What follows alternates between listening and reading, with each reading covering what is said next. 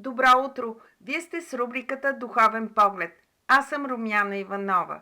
В изборния ден да се покаем за греховете на народа си, за да дойдат освежителни времена и Бог да ни подари праведни управници, да ни даде мъдрост за кого да гласуваме, кого да изберем. Ще се моля с някои думи от книгата Псалтир. В името на Господ Исус Христос, молим Те, Отче, прости ни, че всички се отклонихме от истината и вършим своята воля, а не Твоята. Думите на устата ни и помислите на сърцето ни да бъдат благоугодни пред Тебе, Господи, наша крепост и наш Избавител. Подкрепи ни, Господи, насочи ни по пътя на правдата.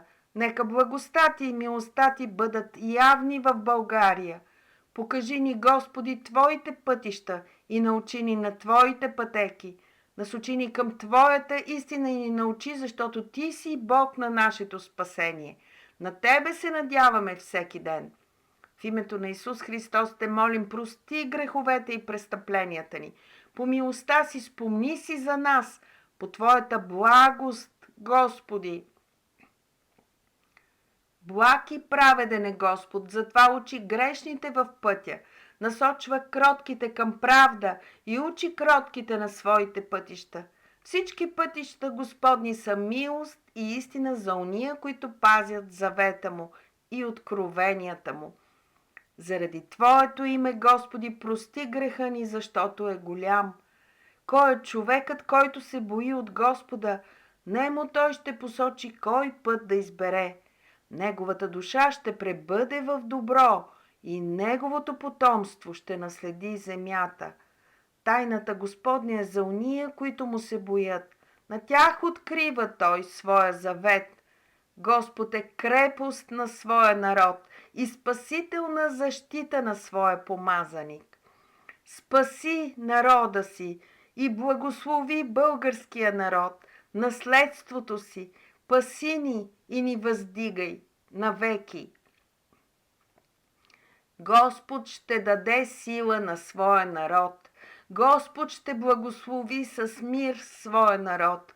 Колко много са от Тебе благата, що пазиш за уния, които Ти се боят, и що си приготвил за уния, които се уповават на Тебе пред синовете човешки. Ти ги укриваш от човешките вълнения, скриваш ги от нападки на езиците. Благословен е Господ, задето яви към нас своята чудна милост. Да бъде милостта Ти над нас, Господи, според както Ти се уповаваме. И сега, какво да очакваме, Господи? Надеждата ни е на Тебе. Избави ни от всичките ни беззакония. Помилвай ни, Боже, по голямата си милост и по многото си щедрост изглади беззаконията ни. Много пъти ни умий от нашето беззаконие и очисти ни от грях. Дай ни да осъзнаем беззаконията си. Отвърни лицето си от греховете ни.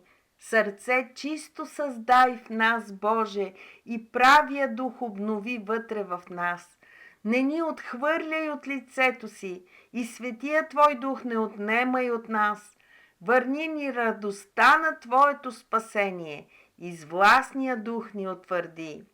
Беззаконните ще научим на Твоите пътища и нечестивите към Тебе ще се обърнат. Жертва Богу е дух съкрушен. Сърце съкрушено и смирено Ти, Боже, не ще презреш. Стори добро, Господи, на България, по Твоето благоволение. Ще Те славим, Господи, между народите. Ще Те възпяваме между племената, защото до небесата е голяма Твоята милост и до облаците Твоята истина. Бъди превъзнесен по-високо от небесата, Боже, и на цялата земя да бъде Твоята слава. Да се помолим.